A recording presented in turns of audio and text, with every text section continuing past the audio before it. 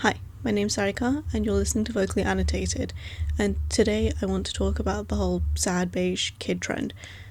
If you're aware of my Substack, I don't think most people are, but I did write an essay on this that was published in August of this year that was talking about this, but I also wanted to bring it to the podcast and vocalize it, talk it out.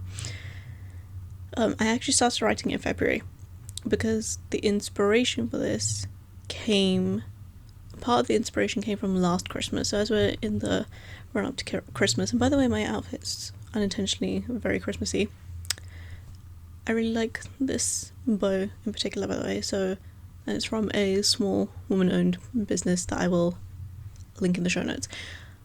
But yes, last Christmas I saw a lot of videos of parents, mothers in particular, who were taking their kids' Christmas toy sets and they were spray painting them white or beige to fit into their living room aesthetic. And naturally the comments were full of people being like, why would you do that? I hate the whole sad beige vibe, like, why are you ruining your kids' toys? And to an extent I think, like, yes, maybe don't spray paint your kids' toys if you're not going to seal the paint, you don't know how like kid safe it is, maybe don't do that just for an aesthetic. But in general, I do think that people overreact to people who have beige minimalist homes. And even outside of homes, there was this particular TikTok user who I think, if not created the trend, then like really spurred it to popularity, at sad beige. And I don't know how many videos on this she's done recently, but last year she made a bunch where she was looking at kids in ad campaigns who were wearing neutral clothes and making fun of these kids in their sad beige clothes. And her reasoning for this is that, like, kids are inherently camp. This is not something a kid would wear, and if these kids looked happy in these ads, then I wouldn't be making fun of them. But instead, they're wearing beige and they look miserable. And to be honest, I didn't really think anything of it until I saw this post on Instagram, which I will tag in the show notes. But in the caption, she says that maybe some of these sad beige mums are actually self-regulating and trying to accommodate their needs, and they're just getting judged super harshly for it, which had never occurred to me before, and I thought was a very interesting take. I think it helps that this particular creator is neurodivergent, and if you go to her page, she wears a lot of yellow because that's a colour that makes her feel regulated and accommodates her needs. So I guess she can see the flip side when it comes to someone who might want to wear neutrals, which I thought was very interesting, and it spurred this whole essay that I will now put into podcast format. When I started thinking about the idea of using neutrals to self-accommodate or self-regulate and accommodate, two celebrities came to mind. One of them was Barack Obama, who in an interview with Vanity Fair said that he only when he was president, he only chose between two suits, famously. So he just wore the same two suits every single day on repeat because he didn't want to incur decision fatigue so early in the day, and he wanted to save his processing power for the 1,001 other decisions he had to make every single day as president. The other person was Kim Kardashian, who in her Vogue house tour said that she likes her house being very neutral so that it's very calming and it's an antidote to how busy the world is and her life is. Both of these people were received, well, as people, they're received very differently by everyone, but also their statements, them talking about how they put their confidence, their trust in wearing neutrals. And I thought this was very interesting. I mean, you don't need me to tell you which one of them got endless flack for their comment and which one was praised for dressing to support their most effective self, right? It's a given. Personally, the way Kim Kardashian has decorated her house isn't to my taste. But in saying that, the way that I would choose to dress myself or decorate my space to self-regulate isn't going to be the way that someone else would choose to do it. It wouldn't be what works for them, and that's completely fine. I think it's healthy to acknowledge that, and like good on you for the self-awareness.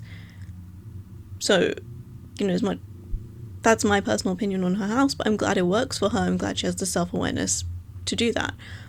But a lot of people online have taken her interview seriously since it was released, and her house even features in the subreddit liminal spaces of people making fun of it and saying it looks so cold and uninviting and it doesn't look like kids live here. I mean, first of all, it's a house tour. It's a Vogue house tour. Like, it's not going to look... No one's house looks bad in a house tour. That's the point. Like, no one's house looks like anyone lives there. So I think that can just be... I don't think that's a valid criticism, is what I'm trying to say. And in the video, Kim Kardashian goes on to say that she has given her kids creative freedom in their rooms, and they have bright colours and things on their walls and in their decor, which is cool and all, but maybe not all kids are like that, because doesn't every commentator love to say that iPad babies are overstimulated by Cocomelon and all this other stuff? I mean, those are commentators coming at it from a more critical lens.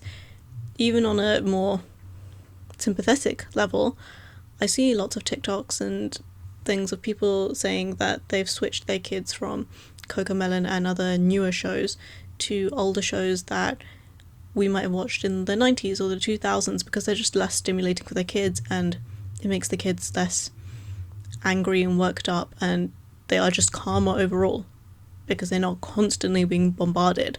So if these critical commentators are going to come at it with saying that kids are overstimulated by Cocomelon and start blaming the parents for all this, then surely the move to beige and other neutral tones as a way of self-regulating is a good thing.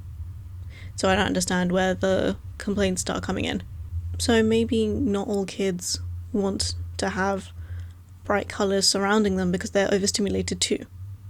But I don't feel like anyone stops to consider that when they're talking about this.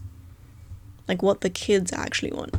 So I talked about TV shows, and another way that I've seen parents online trying to help regulate their kids better is by paring back the toys they give them. So they'll get them... I swear I felt hair in my lip gloss. I've seen them giving them less toys to start with, and then they try and give them, you know, wooden toys or toys that they have especially the wooden ones. The wooden ones seem to be very popular, fitting a very specific, like, organic colour scheme. But yeah, they're all the same colours and they're all beige. I think this general thing relates to how people are always like, oh my god, when you have kids, you have so much stuff, you need so much stuff. Toys is a big thing that they mention in that, but also just like the other, what's the word? Accessories. Equipment, I don't know, that goes into being a parent, that you need to look after a kid. And there was this one creator I saw who made a video on this when he had a kid, trying to apply his lifestyle minimalism principles to the baby stuff. So when I say lifestyle minimalism, I mean minimalism in the sense that you don't own a lot of things. It's very pared down, it's a very small collection, whereas aesthetic, but it can look however it wants, or you want it to. Whereas aesthetic minimalism is that kind of Scandi or Japandi, whatever style that we associate with minimalism. If we think about it, the whole, like, the whites, the greys and the blacks, that's the aesthetic side of it. Whereas, like, in theory, in practice, you don't actually need to have everything be matching like that. You just need less stuff, right? So lifestyle minimalism, and then aesthetic minimalism would be about the colours and design. And what I thought was interesting was that not only did he go for the lifestyle minimalism route in his video and trying to see if he could abide by that with a baby, a newborn, he also bought the aesthetic minimalism. He bought stuff that aligned with his aesthetic minimalism principles in very neutral colours. And that wasn't fully necessary to do, right? All he had to do was just buy less stuff. It didn't have to be in these specific tones, which again kind of plays into the whole sad beige vibe, in the sense that they were all neutral colours. But the one thing that really stood out to me about this creator is that he's a man. He's the father of the baby, he's not the mother. And the comments were so full of praise for him and what he was trying to do, which ties back to kind of that original creator's point, which was talking about the sad beige mums.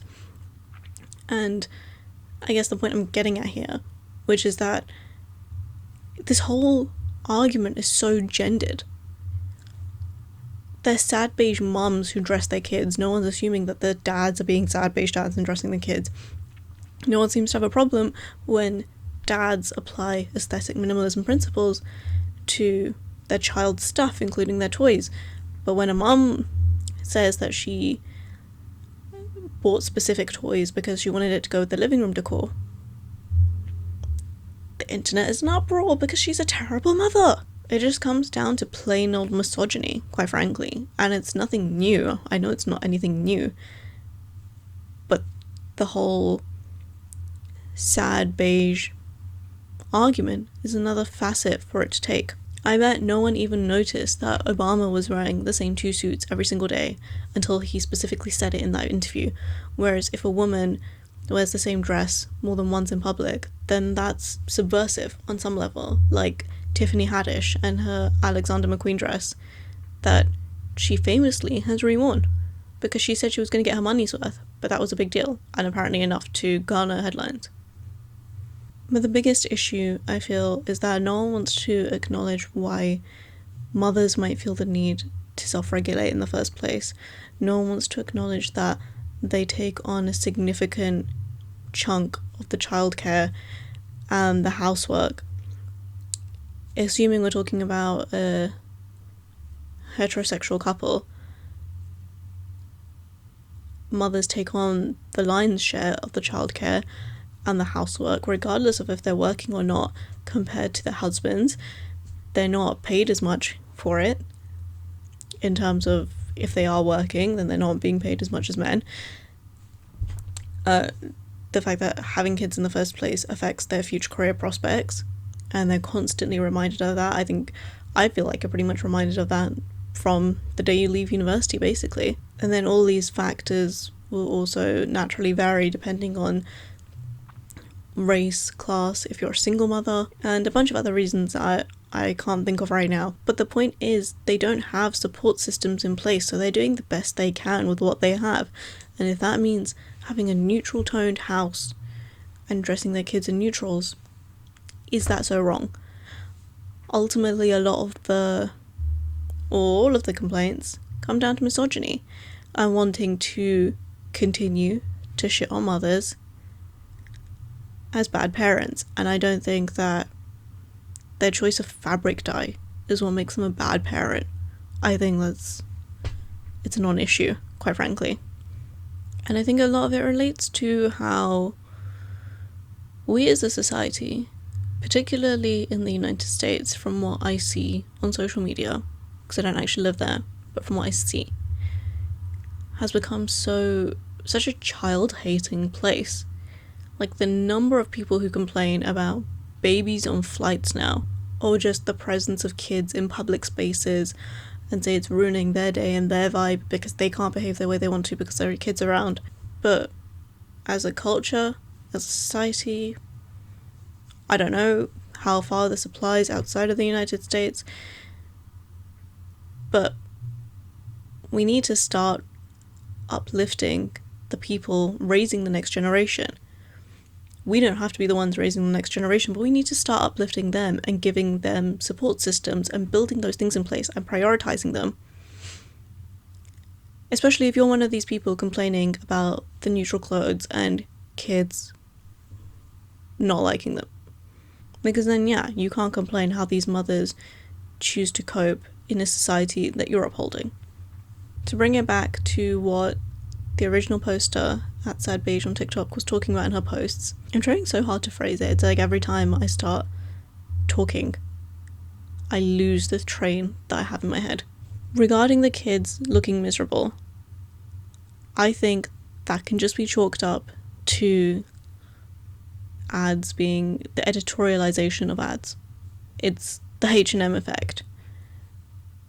I don't think it's anything more serious than that. I think it's more about the vibe that the directors and photographers are trying to go for.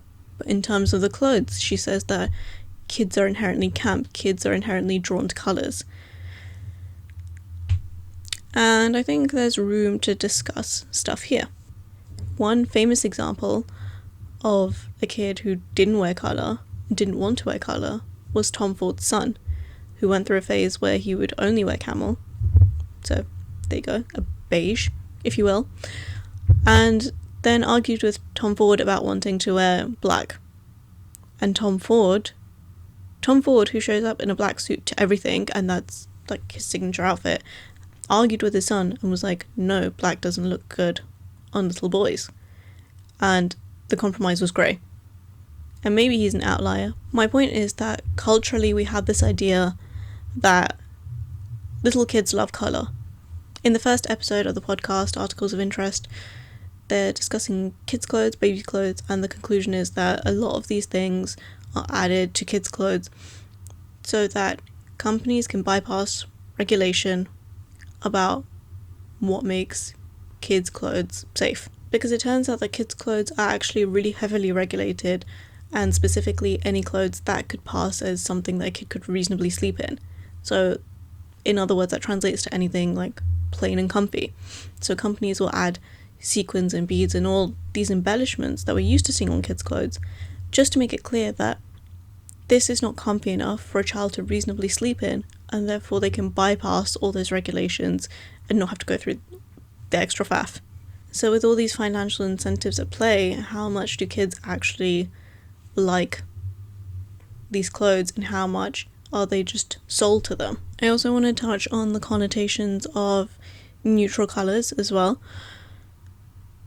Neutral colours, I think the whole, not the concept, but the use of colour and the emphasis on neutral colours is very much a Western thing. Like, this is very much a Western discussion, argument we're having. Colour is viewed very differently in every culture. In every Western culture, let alone like the other cultures that we're not even thinking about, we're not even touching right now. In India, colour is very celebrated. I mean, fun fact, my family's from a desert region in India, and traditionally women will wear really colourful outfits so that they stand out against the desert sand. And my granddad really hates seeing me in neutral colours. Like, I'm not opposed to neutrals, but he really doesn't like it. He much prefers when I wear colour, because it reminds him of seeing those women in the desert in his childhood. I think that's kind of cute, but also sometimes I just want to wear something neutral, you know? Again, I'm self-regulating. I need the peace, especially because India's so chaotic, but anyway, that's a different discussion. I think if we're talking about sad beige mums and minimalism in kids' toys and clothing, I think a lot of it has to do with a trickle down from the quiet luxury trend that adults are wearing, which makes sense that it's then going to influence not necessarily just what kids want to wear, but also what is produced for them to wear, right? But a lot of commentators have recently linked the rise of quiet luxury last year to the rise of right-wing ideologies in the United States post-election, which I kind of touched on in last week's episode about sports and the rise of conservatism in the United States. So I will link that in a card for you to watch. But Kristen Leo also she did a video essay on this a few years ago, talking about the link between neutrals and minimalism and fascism, which I thought was very interesting, and I will link that in the show notes below, and I highly recommend you go watch it. And this is not me now shitting on wearing neutral colours. It's more to say that, yeah, when I'm talking about financial incentives, that can be present in multiple different ways. Like, I'll link a TikTok below where someone was talking about how certain brands started promoting their red clothes the day after the election. So, yeah, like, the link between politics, the economy, and fashion is very much, it's doing the thing, it's linking. There's some nice ring clinking, ring clinking, ASMR for you guys. But yes, I'm going to wrap it up here. I've been filming for far too long now. And yeah, I have this essay up on Substack already. Looking at it now, I would change it. I would restructure it, but that's cool, that's fine. I mean, that essay already took me like 6 months to write, so I'll wrap it up here. Thank you very much for listening. See you next week, and I will link last week's episode on the screen now for you to go watch if you want to talk, or listen to me talk rather, more about the rise of conservatism in the US, but from a different angle. So see ya.